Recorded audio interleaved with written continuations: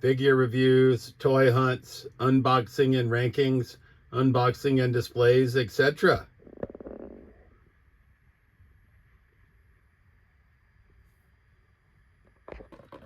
All right, YouTube. Welcome to this week's Toy Haul, episode 32. And on Friday, September 12th, we went back out to the Emporium of Retro and Interesting Collectibles in Easton because they got in, I'm going to use the term figures loosely, but they got in two statues, more or less. These are older than I didn't even know existed. So from Real Toys by NECA, we have Cult Classics Series 3, John McClane, Bruce Willis from Die Hard. And he doesn't have any articulation, but he's just badass, right? From 2005, I believe this figure was made. Original sale price $13.99, which is crazy, right? But we got John McClane, Die Hard figure, and he's gonna get hung up in the living room over now that we're got quite an extensive movie collection. We're gonna add him as a backdrop for our movie collection. This figure is awesome. Happy to have it. We took quite a bit of stuff to trade to the Emporium to sort of offset some of the costs. So you're going to see a smaller haul this week, mostly because I got higher end stuff and because I'm going to be traveling for work. But this is figure number one. Also coming in from the Emporium, another statue. I didn't know this existed at all. Above the Law, Steven Seagal as Nico Toscani in action figure form. Original price when it was sold, $14.99 by a company called Into Toys from 2001. Steven Seagal, Above the Law. Once again, gonna add this with the John McClane figure now that we got quite an extensive movie collection. I'm super stoked to add these two badass statues, figures, whatever you want to call them, to our collection.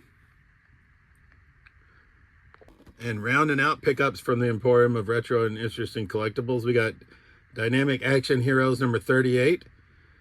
Which is Fast and Furious Luke Hobbs. That's right, from Beast Kingdom, I believe is who makes this. And I'd been eyeballing this figure quite a few times. This is Dwayne "The Rock" Johnson in action figure form as Luke Hobbs from the Fast and the Furious franchise. And I finally pulled the trigger on it. Since we were picking up Nico Toscani and John McClane anyway, I decided let's just make it a movie action figure day. He'll go in our rock display. But quite a pickup day from the Emporium.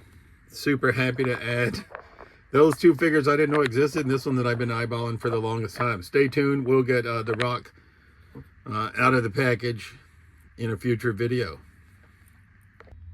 And also from Friday, September 12th, we went to That's Entertainment in Worcester, Massachusetts, and did a big trade of action figures. I'm not getting out of the action figure game, don't get me wrong. I am sort of more into the movies at the moment. So picking up less toys, but I did decide to take a bunch of our oddball stuff to both the Emporium and That's Entertainment. And we walked away with $276 worth of trade credit from That's Entertainment. I only spent $30 of it. I picked up two figures. Right, so the two figures I picked up are this Mandalorian Super Commando when he's under the influence of Darth Maul. Apparently it says, Darth Maul's Mandalorians modified their armor to reflect allegiance to the Dark Lord. These Super Commandos wore red and black, and some even fashioned horns atop their helmet. And that's what sold me on this Mandalorian figure, is the horns atop the helmet. And the other figure I picked up at a great price, you can see it there, $9.99 from That's Entertainment, because the package is beat up, is this Jack Specific Harley race figure. I'm not sure when he's from, but he's certainly on the older side. I don't know the exact year. I'm not going to struggle to find it. Anyways, he's quite old. Yeah, he's from 2006. I did find it. So we picked up Harley Race, and we keep these in the package, and he's going to be no different. I don't care that his case is beat up, just like Kevin Nash. I just love these classic superstar cases and the way they look, so Harley Race will stay in it. So, and we have $246 in trade credit to use on a rainy day. Hopefully when they get number 67 in the classified series, Snow Job in it, That's Entertainment, that would be clutch. But that's pickups from Friday, September 12th. Saturday, September 13th, we're getting ready for our trip. We leave for our work trip to Colorado on Sunday the 14th. May try to check out a few toy stores while I'm there, and maybe we'll see if we can do some video filming. I don't know how that'll work out. So yeah, that's been pickups for Friday the 12th and Saturday the 13th of September. All right, continuing episode 32 of this week's toy haul.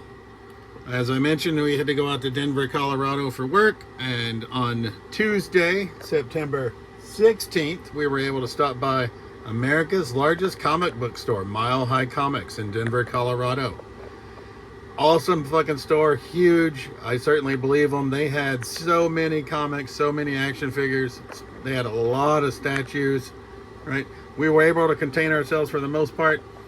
We did pick up McFarlane Toys Mike from Stranger Things for basically his retail price from when it came out in 2019, I believe. We also picked up Lucas for our buddy, but we've already passed Lucas on to him. So we got Mike from McFarlane Toys Stranger Things at an absolutely phenomenal price.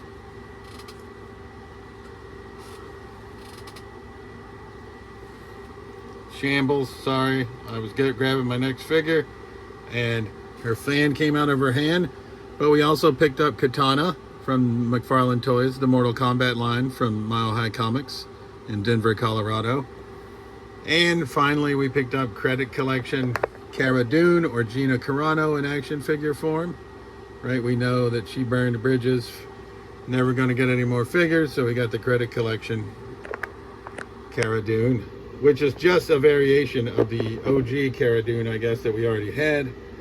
But like I said, it basically is just a different paint color scheme or paint job.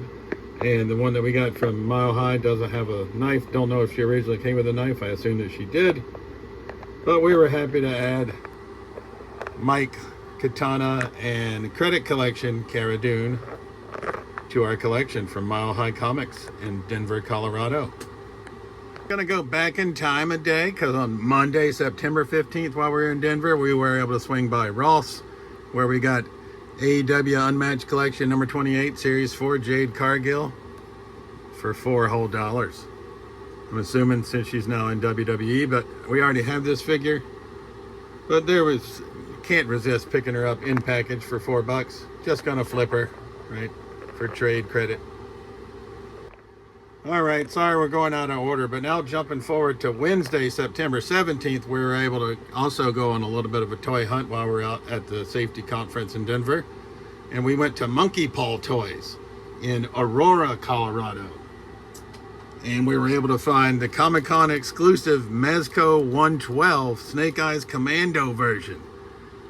I think this figure is very hard to find. The owner of the store there said that he went to the Comic-Con and bought it. So that's how they had it. So he's been there for quite a while.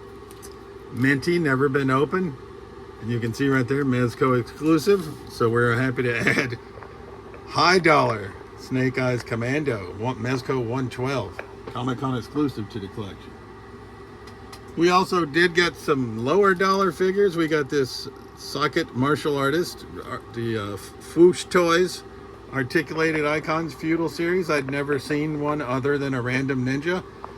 And so these are basically on half price. I guess nobody likes them because they're generic. That is sort of why I like them. So we also picked up the basic ninja green variant from Articulated Icons from Monkey Paw Toys in Aurora, Colorado. And our final pickup from Monkey Paw Toys in Aurora was, well, sorry, not final, but you'll see what I'm talking about. Final figure pickup was Mighty Morphin Tenga Warrior from the Lightning Collection, right, for $14. So we got high-end and some lower-end figures from Monkey Paw. And the other thing that we got from Monkey Paw was this 3D printed chameleon. Unfortunately, we're having to do some repairs because he didn't survive the trip. He broke one of his back supports broke in my luggage, but we do have the back skis. So we're just letting this dry a little bit, but I thought this was pretty badass looking. You know, this is Zartan's vehicle from the cartoon. So, and the original toy line. So to see somebody be able to 3D print it, and very affordable. Like I said, we had a little bit of damage in transit, but we'll get it fixed, I hope. When we arrived home, we were happy to find number 165 in the classified series. The new Snake Eyes had arrived to our house, so we're happy to add him to the G.I. Joe collection. And also waiting for us upon our arrival home was Marvel Strange Tales, Marvel Legends series, Brother Voodoo and Damian Hellstrom. We're trying to build Blackheart. We didn't have these two figures. Now the only figure we're missing to finish off Blackheart is Lilith. And I've seen her several times before, so we'll just have to find her when the price is right, and then we'll be able to finish off Blackheart. We're trying to get out of the Build-A-Figure game. We traded away the ones that we gave up on, but we're trying to finish the ones that we were close on. And in that bundle deal with the two Strange Tales figures, we picked up Star Wars The Black Series R5-D4. And that's pickups from this week. So thanks for watching episode 32 of this week's toy haul. And as always, this has been Trolls Toys. I truly appreciate you watching my videos, and we'll see you soon. Peace.